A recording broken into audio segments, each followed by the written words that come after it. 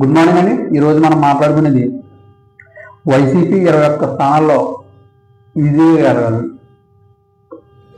అంటే అక్కడ TDP Janasena support లేకపోవడం, అక్కడ వర్గ విభేదాలు, నెక్స్ట్ అక్కడ ఉన్న కేడర్కి అందుబాటులో లేకపోవడం, అలాగే అక్కడ ఉన్న ఇసుక మాఫియా, ఇలాంటివన్నీ నేను అంటే వైసీపీ నగ్గిన అరకు, పాడేరు, ఎర్రగొండపాలెం, దర్శి, పొంగనూరు, బద్వేలు, పులివెందుల, ఆలూరు, మంత్రాలయం ఇలాంటి 11 కాకుండా మిగిలి 11 కలిపితే అలాగే 32 స్థానాలు ఇప్పుడు టఫ్ ఫైట్లు అన్న కదా సరే గెలవడానికి ఛాన్స్ ఉంది. ఏంటంటే కమ్యూనిటీ పరంగా కానీ నెక్స్ట్ అక్కడ ఉండే పరిస్థితులు బట్టి కానీ ఈ సర్వే చేశారు.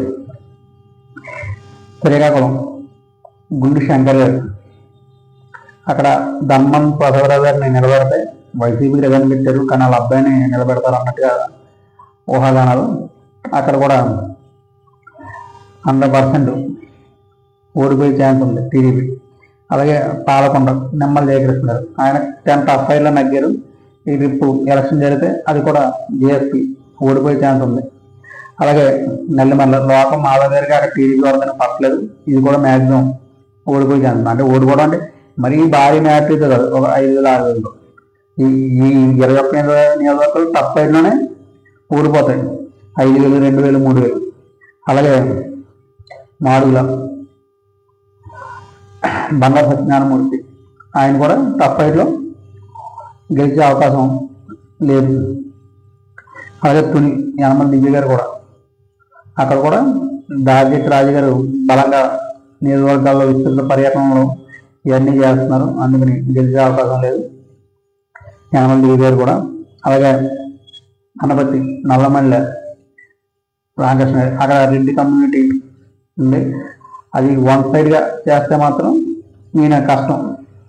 అలాగే రంపచోడవరం మిరియాల శిరీష ఇక్కడ వర్గాల కారణంగానే అప్పుడు వైసీపీ ఓడిపోయింది, కానీ ఇప్పుడు ఎస్సీ ఎస్టీ నియోజకవర్గం కాబట్టి అక్కడ కొంచెం బలంగా జగన్ గారికి సపోర్ట్ ఉంటుంది, అందుకని ఇది కూడా నగ్గే అవకాశం ఉంది.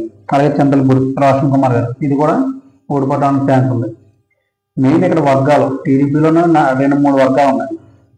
అలాగే కొవ్వూరు వెంకటరాజు ఈయన కూడా కష్టమే. అలాగే విజయవాడ వెస్ట్ ఇక్కడ మైనార్టీ కమ్యూనిటీ ఎక్కువ ఉన్న నెక్స్ట్ వాక్ చట్టం ఇవన్నీ ఉన్నాయి కదా, ఇవన్నీ వాక్ చట్టం ఇవన్నీ కూడా పరిణామం తీసుకోవచ్చు. అలాగే గుంటూరు ఈస్ట్ నజీర్ గారు ఇది కూడా మైనార్టీలు ఎక్కువ ఉన్న సీటు, ఇది కూడా ఓడిపోయే ఛాన్స్ ఉంది.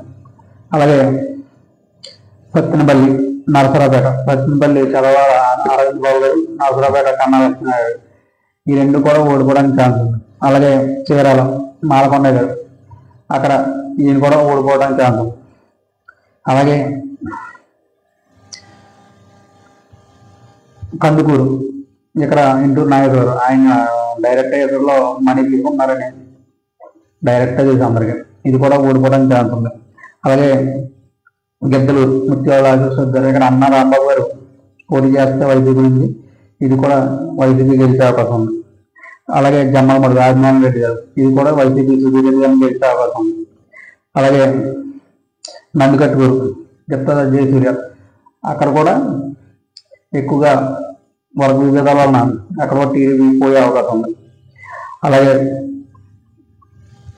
సింగమల నెక్స్ట్ బండారు శ్రావణి గారు ఇది కూడా ఓడిపోయే ఛాన్స్ ఉంది. ఎందుకంటే ధర్మవరం సత్యప్రసాద్ గారు అక్కడ కేతిరెడ్డి గారు గెలిచే ఛాన్స్ ఉంది. అలాగే మదనపల్లి అక్కడ సాధన భాష గారు ఓడిపోయే ఛాన్స్. ఇలాగా చెప్పుకుంటా పోతే 21 నియోజకవర్గాలు 100% వైసీపీ బలంగా ఉంది. అలానే వైసీపీ బలంగా కాదు, టీడీపీలో వర్గాలు టీడీపీ నాయకులు అందుబాటులో లేకపోవడం, జనసేన నాయకులు సపోర్ట్ చేయకపోవడం, లేదా జనసేన ఉన్న కాడ టీడీపీ నాయకులు సపోర్ట్ చేయకపోవడం, పనులు అవ్వకపోవడం, దీనివల్ల ఓడిపోతుంది తప్ప దీనిలో వైసీపీ బలం పెరిగింది అని అనుకోవట్లేదు. ఎందుకంటే వాళ్ళందరూ మళ్ళీ కలిపి అంతా ఓడికంగా చేస్తే మాత్రం మళ్ళీ గెలిచే అవకాశం ఉంటుంది. కానీ ఏంటంటే వర్గాలు నెక్స్ట్ ఏమో అవినీతి ఇవన్నీ కానివ్వండి సీటు ఓడిపోతాయి.